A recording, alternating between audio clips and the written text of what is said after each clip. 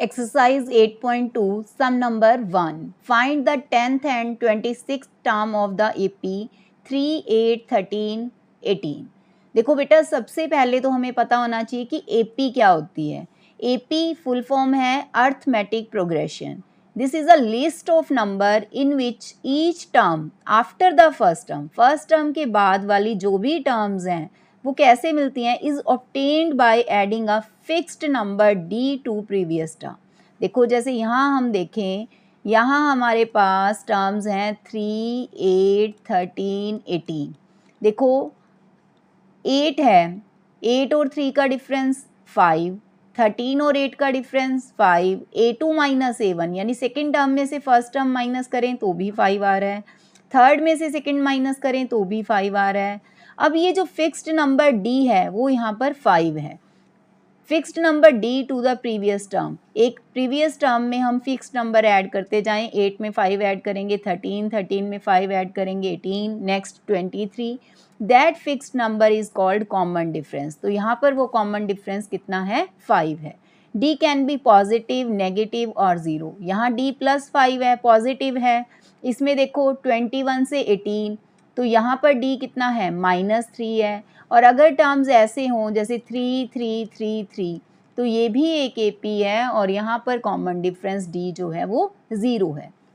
अब देखो AP में 2 टर्म्स मेन होती हैं. एक होती है फर्स्ट टर्म को हम डिनोट करते हैं A से, जो कि यहाँ पर है 3. और एक होता है कॉमन डिफरेंस D.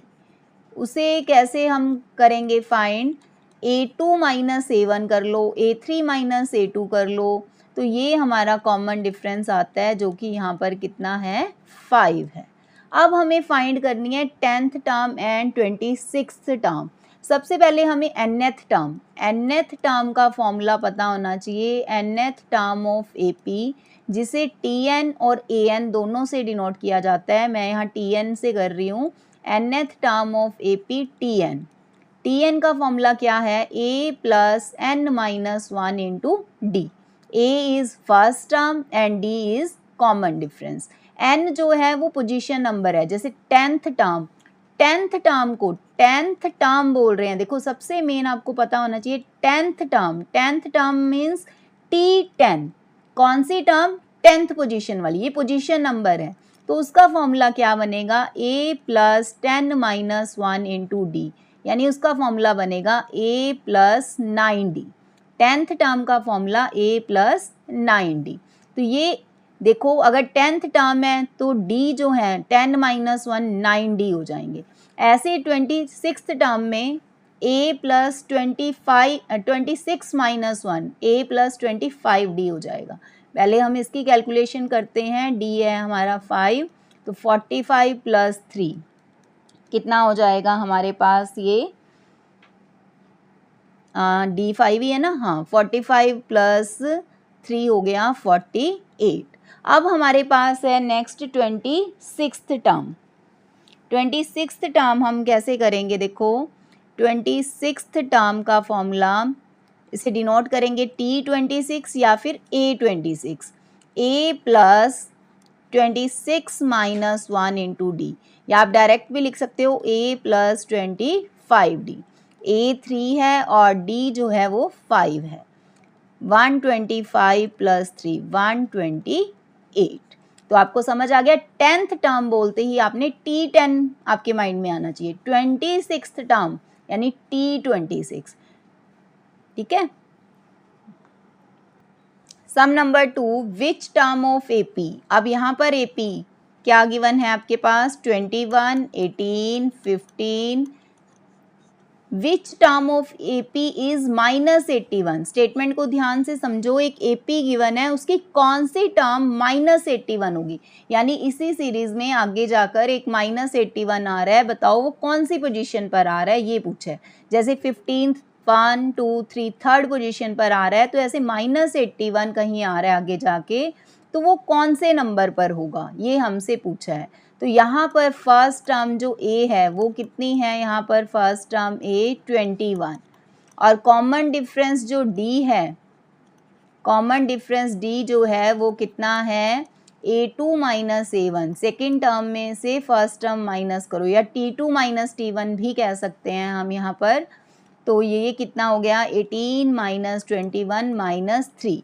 अब हमसे क्या पूछा गया है, माइनस 81 कौन सी टर्म होगी, तो इसे Tn या An, दोनों से मैं An से बता रही हूँ, An कितना है माइनस 81, आप Tn भी लिख सकते हो।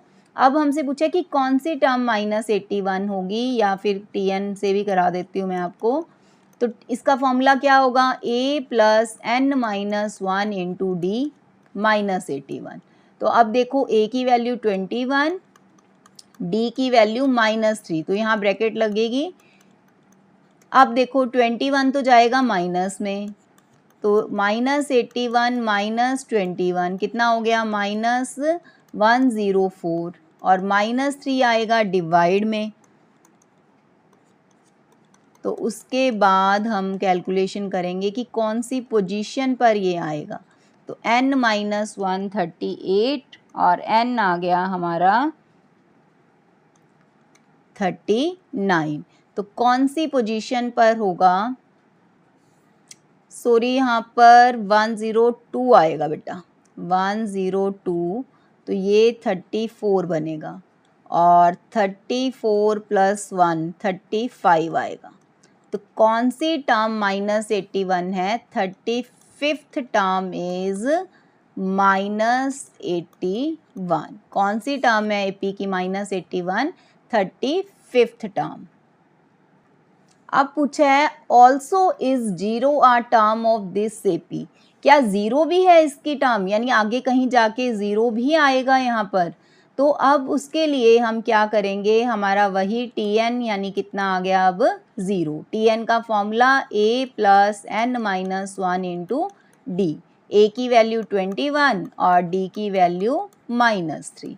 तो हम देखेंगे कि कौन से नंबर पर आ रहा है 0। 21 माइनस में आएगा, -3 डिवाइड में जाएगा, और ये हमारा आ गया n8, यानी 8th term of this AP is 0। जो इस एपी में 8th टर्म जो है वो क्या आएगी, 0। देखो हम ऐसे चेक भी कर सकते हैं, 15 के बाद यहाँ पर क्या आएगा, अगर हम करें तो यहाँ 12 आएगा, इसके बाद 9 आएगा, 6 आएगा, देन 3 आएगा और 0 आ जाएगा। 1 2 3 4 5 6 7 8th टर्म क्या होगी इसकी, 0 होगी। यही हमसे पूछा गया था। ये तो आपको वैसे बता दिया, बट करना हमें फॉर्मूला से। Find the nth term of AP. AP given है, हमें इसकी nth टर्म बतानी है। फर्स्ट टर्म a से डिनोट होती है, फर्स्ट टर्म है यहाँ पर 11, और कॉमन डिफरेंस जो T2 माइनस T1 या A2 माइनस A1 D से डिनोट किया जाता है। देखो T2 माइनस T1 क्या होगा, 8 माइनस 11 माइनस 3, चाहे T3 माइनस T2, T2 मतलब second term, T1 first term, ये T1 है, ये T2 है, ये T3 है, ये T4 है। अब हमसे पूछा गया nth टर्म, तो nth टर्म को डिनोट किया जाता है Tn या फिर An से। तो इसका formula a plus N minus 1 into d, a 11 है और d -3, तो हमारा फॉर्मूला बन जाएगा, ये -3n हो जाएगा plus 3, 14 minus 3n। Right the recursive rule. Recursive rule क्या होता है, लास्ट एक्सरसाइज में भी हमने किया था। It is a rule that gives the value of given term using value of previous term. कोई भी वैल्यू हमें किसी टर्म की बतानी है, प्रीवियस टर्म का यूज़ अगर हम कर रहे हैं तो उसे बोलते हैं रिकर्सिव रूल। यानी अगर हमें सेकेंड टर्म का बताना है तो हम फर्स्ट टर्म से उसे रिलेट करेंगे, थर्ड का बताना है तो सेकेंड से रिलेट करेंगे। अब देखो कैसे रिलेशन होगा ये। अब सेकेंड टर्म जो है वो फर्स्ट टर्म में से -3, देखो 11 माइनस 3 8 आ रहा है। नेक्स्ट क्या बन रहा है, ये -3 करने पर आ रहा है। नेक्स्ट क्या है, ये -3 है। तो हम बोल सकते हैं रिकर्सिव रूल हम क्या बना सकते हैं, देखो अगर हम लिखें कि Tn+1 कोई भी टर्म है वो प्रीवियस टर्म, n+1 का प्रीवियस क्या होता है n, यानी उससे एक पहले वाली टर्म, n+1 टर्म फाइंड करनी है तो उससे एक पहले वाली टर्म क्या होएगी Tn। तो Tn में से 3 सब्ट्रैक्ट कर देंगे तो हमारा जो है Tn+1 आ जाएगा। देखो मान लो हम यहाँ पर n की वैल्यू 3 पुट करते हैं तो ये कितना बन जाएगा n की वैल्यू 3 पुट करने पर T3+1 यानी T4 कैसे आएगा, T3 में से 3 माइनस कर दो, T3 कितना है 5, उसमें से 3 माइनस करोगे तो 2 आ जाएगा। पर यहाँ पर अब हमें कंडीशन रखनी होगी कि जो n की वैल्यू है वो क्या पुट कर सकते हैं, हम n की वैल्यू 1 या 1 से बड़ी कर सकते हैं। देखो 1 पुट करेंगे तो ये T2 की वैल्यू आ जाएगी। T2 की वैल्यू कैसे आएगी, T1 में से 3 माइनस कर दो और साथ में हमें T1 भी बताना पड़ेगा एंड T1 जो है वो यहाँ पर कितना है, T1 जो है वो है 11, T1 कितना है 11 है। और क्या कर सकते हैं हम, रिकर्सिव रूल ये भी बना सकते हैं कि Tn की प्रीवियस टर्म क्या है Tn-1 यानी उससे पहले वाली टर्म nth टर्म से पहले वाली टर्म क्या है n-1, उसमें से 3 माइनस कर दो। पर यहाँ n की जो वैल्यूज़ हैं वो 1 नहीं पुट हो सकती, 1 नहीं होगी क्योंकि 1 से तो ये क्या बन जाएगा 1 - 1 T0 बन जाएगा, 1 नहीं होगी, यहाँ कहाँ से स्टार्ट होएगी 2 से स्टार्ट होएगी और यहाँ भी T1 तो हमें पहले से बताना पड़ेगा जो कि क्या है 11 है। तो रिकर्सिव रूल क्या होता है कि प्रीवियस टर्म से हमें भी किसी भी टर्म का रिलेशन बना दें, उसे रिकर्सिव रूल कहते हैं। तो ऐसे भी कर सकते हो, ये भी कर सकते हो। आई होप आपको समझ आ गया होगा। अगर आपको समझ आ रहे हैं, वीडियो आपको अच्छी लग रही है तो वीडियो को लाइक कीजिए, चैनल को सब्सक्राइब कीजिए। अब हम करते हैं next sum number 4, an AP consist of 50 terms, यानी टोटल टर्म्स कितनी है 50 टर्म्स। टोटल टर्म्स हैं 50 in which third term is 12। Third term, अब थर्ड टर्म बोलते ही आपके माइंड में T3 आना चाहिए। T3 कितना है 12 और लास्ट टर्म जब टोटल टर्म 50 है तो इट मीन्स लास्ट टर्म क्या हुई T50 हुई। T50 कितनी है 106 और हमें फाइंड क्या करना है T29, 29th टर्म हमें फाइंड करनी है जो कि क्या होगी T29। अब हमें पता है कि फॉर्मूला क्या होता है, nth टर्म ऑफ AP का फॉर्मूला क्या होता है, nth term of AP Tn से जिसे डिनोट किया जाता है या फिर An से भी करते हैं, A + n-1 into D। Third term बोलते ही आपके माइंड में T3 आना चाहिए, यानी थर्ड पोजीशन वाली टर्म T3। अब nth पोजीशन वाली टर्म Tn। अब T3 हमारे पास क्या बनेगा फॉर्मूला A + 3 - 1 इंटू D। वैसे आप डायरेक्ट भी कर सकते हो A + 2D। अब T3 कितना है 12 है तो ये कितना बन जाएगा देखो A + 2D, यानी ये 12 = A + 2D। तो हम लिख सकते हैं A + 2D = 12 फर्स्ट इक्वेशन। अब T50 106 है तो T50 जब 106 है तो हम लिख सकते हैं कि A + 49D, 50 - 1 करोगे तो 49 बनेगा, ये आ गया 106। अब इन दोनों से हमें A और D की वैल्यू चाहिए तो आप यहाँ से कर सकते हो A = हम सब्स्टिट्यूशन मेथड लगाते हैं, A की वैल्यू यहाँ से कैलकुलेट करेंगे और इसे फर्स्ट में पुट कर देंगे। पुट A = 106 - 49D इन 1 के अंदर पुट कर दो, 106 - 49D + 2D = 12। तो ये कितना हो गया -47D और 106 उधर चला जाएगा, ये आ गया 94। माइनस से माइनस कट, ये बाय में जाएगा, 94/47 2 आ जाएगा। D2 आ गया, पुट D = 2 इन 3। थर्ड में पुट करो तो A आ जाएगा हमारे पास 49 को 2 से करोगे 98 और ये आ गया 8। अब हमें चाहिए 29th टर्म A + T29 भी कह सकते हो, A29 भी कह सकते हो, A + 28D। A कितना है 8 और D कितना है 2। 8 + 56 64 इज आंसर। तो हमारा सम नंबर 4 भी कंप्लीट हो गया। Sum number 5, how many 2 digit number are divisible by 3। हमें देखना है कि कितने 2 डिजिट नंबर 3 से डिविजिबल हैं। पहले तो 2 डिजिट नंबर्स कहाँ से स्टार्ट होते हैं? 2 डिजिट नंबर्स 10 से स्टार्ट होंगे। सबसे छोटा 2 डिजिट नंबर 10, 11, 12 और लास्ट कौन सा होता है? 99। उसके बाद 2 डिजिट नंबर जो हैं डिविजिबल बाय 3। 3 से कौन से डिविजिबल हैं? डिविजिबल बाय 3 हमने देखने हैं। देखो 10 तो नहीं है, 11 भी नहीं है, सबसे पहले है 12। 12 के बाद नेक्स्ट कौन सा आएगा? 3 से डिविजिबल है तो 3 3 के डिफरेंस पर आएंगे। नेक्स्ट 15, 18 और लास्ट जो 99 है वो भी कंप्लीट 3 से डिविजिबल है। तो ये सारे नंबर 3 से डिविजिबल हैं। हाउ मैनी मतलब कितने 2 डिजिट नंबर हैं जो 3 से डिविजिबल हैं। अब हमें बताना है कि ये जो एक एपी बन गई है, ये एक सीक्वेंस एपी बन गई है और हमें बताना है इसमें कितने नंबर हैं। तो हम क्या है, सबसे पहले इसे कहेंगे कि this is an AP. AP कैसे पता चल रहा है हमें? कि सबका डिफरेंस सेम है। देखो 12 में 3 ऐड करने पर 15, 15 में 3 ऐड करने पर 18, next 21। This is an AP with first term. इसकी फर्स्ट टर्म जो है वो कितनी है? 12 है। एंड कॉमन डिफरेंस कितना है यहाँ पर? कॉमन डिफरेंस जो है डी।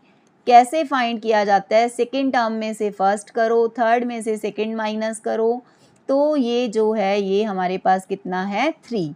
और nth टर्म जो है tn है वो 99 है। हमें नहीं पता कि वो कौन से नंबर पर है, तो हम n फाइंड करना चाहते हैं। tn का फॉर्मूला हम कर चुके हैं, a + n - 1 × d।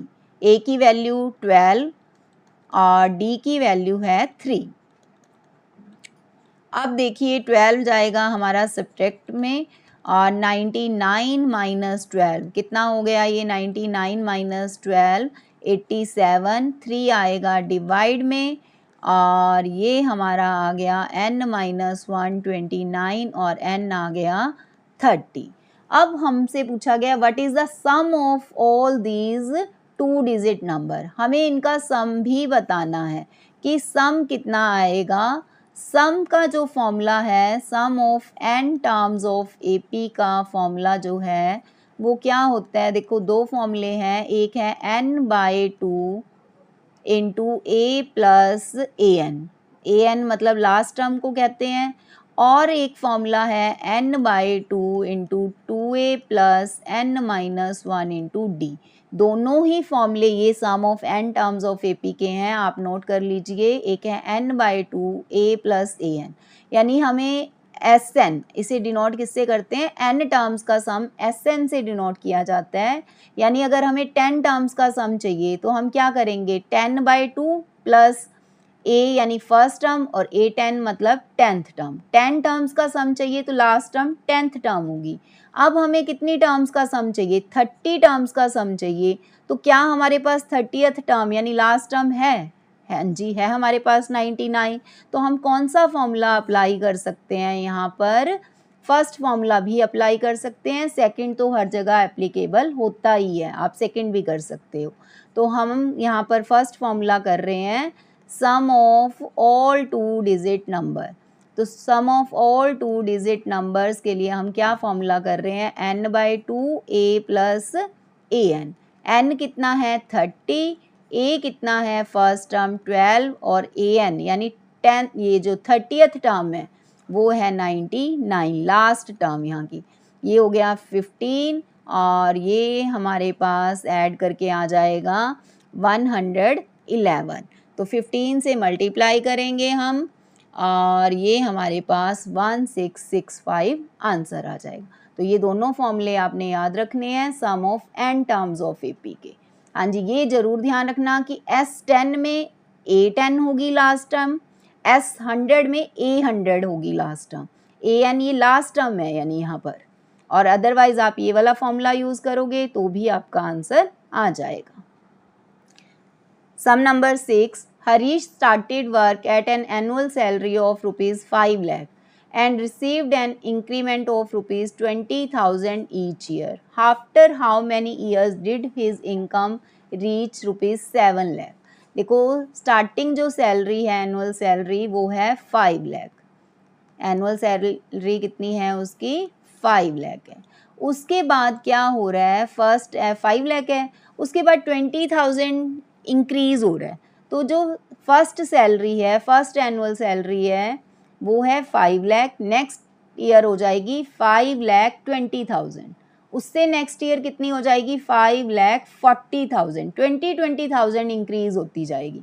अगले साल कितनी हो जाएगी 5,20,000 हो जाएगी, नेक्स्ट ईयर कितनी हो जाएगी 5,40,000 हो जाएगी। ऐसे करते करते एक साल ऐसा आएगा जब सैलरी 7 लाख हो जाएगी, जब सैलरी कितनी हो जाएगी 7 लाख हो जाएगी। तो अब हमसे पूछा गया है कि कौन से आफ्टर हाउ मैनी ईयर्स, कितने सालों के बाद होगी ये 7 लाख, तो ये क्या बन गई है, दिस इज एन एपी, ये एक एपी बन गई है जिसकी फर्स्ट टर्म क्या है, विद फर्स्ट टर्म ए जो है वो है 5 लाख, और जो कॉमन डिफरेंस है, कॉमन डिफरेंस जो डी है वो कितना है 20,000 इंक्रीज हो रही है, तो वो 20,000 है। देखो बेटा एक चीज़ और ध्यान रखना, अगर टर्म्स इंक्रीज हो रही हैं इट मीन्स डी पॉजिटिव है, अगर टर्म्स डिक्रीज हो रही हैं इट मीन्स डी नेगेटिव है।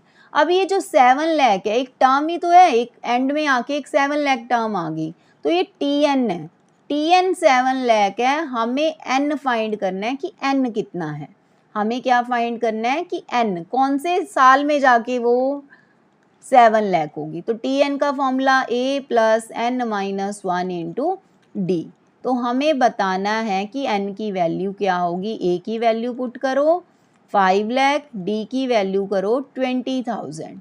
अब 7 लाख जो है ये टी एन हो गया, यानी हमारा एक टर्म हो गई है, पोजीशन नहीं पता कि एन क्या है यहाँ पर, जैसे इसकी पोजीशन पता है कि थर्ड है, ये डैश डैश डैश लगा के आगे कहीं 7 लाख आ रहा है, तो 5 लाख जाएगा माइनस में, 5 लाख जब माइनस में जाएगा तो ये कितना आएगा 7 लाख माइनस 5 लाख 2 लाख हो जाएगा, तो ये हो गया 2 लाख, और ये यहाँ पर है 20,000, तो 20,000 इससे कट होके 10 आएगा, n आएगा 11, तो कितने सालों के बाद, फर्स्ट ईयर में इतनी थी, सेकंड में इतनी थी, तो कितने सालों के बाद 10 ईयर्स के बाद यानी 11th ईयर में उसकी इनकम कितनी हो जाएगी 7 लाख हो जाएगी। एनुअल इनकम कब होएगी 11th ईयर में,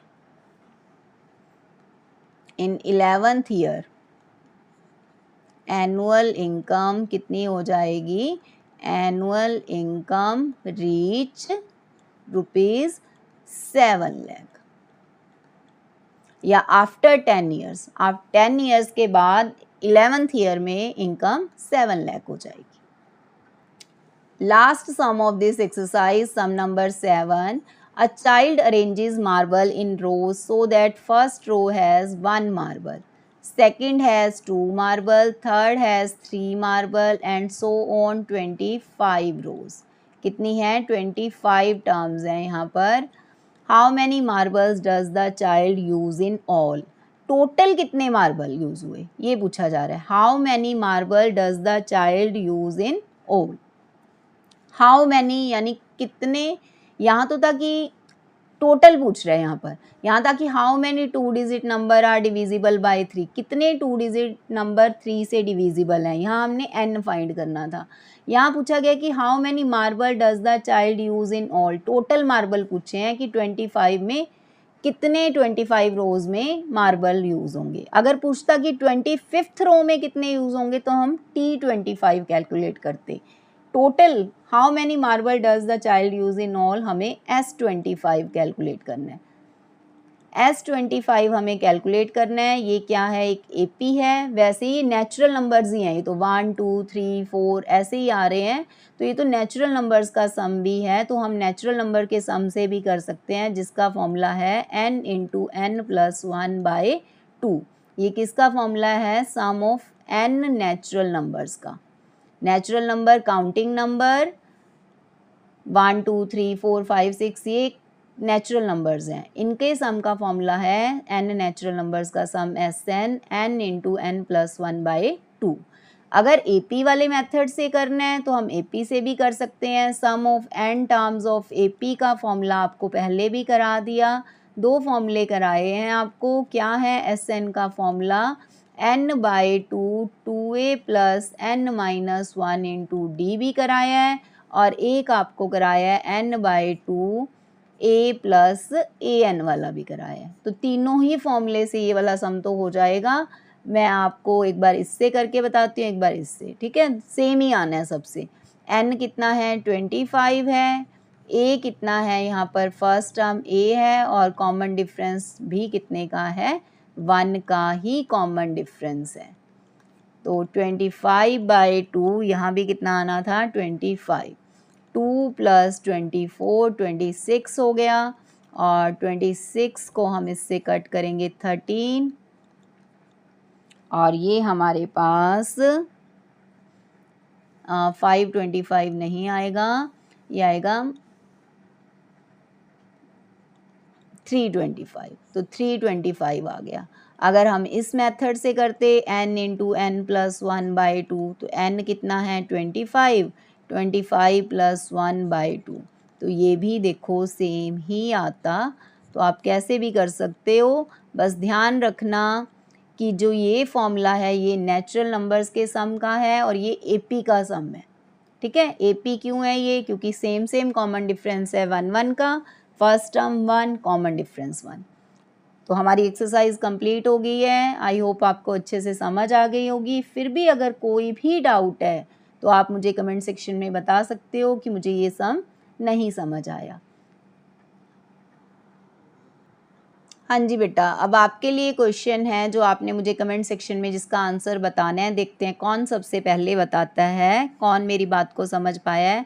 आपने फाइंड करना है, find sum of first 10 natural numbers. आपने 10 नेचुरल नंबर्स का सम मुझे बताना है। अगर आपको ये सम समझ आ गया है तो देखते हैं सबसे पहले अब इसका आंसर कौन सही देता है। Thanks for watching. Thank you so much बेटा।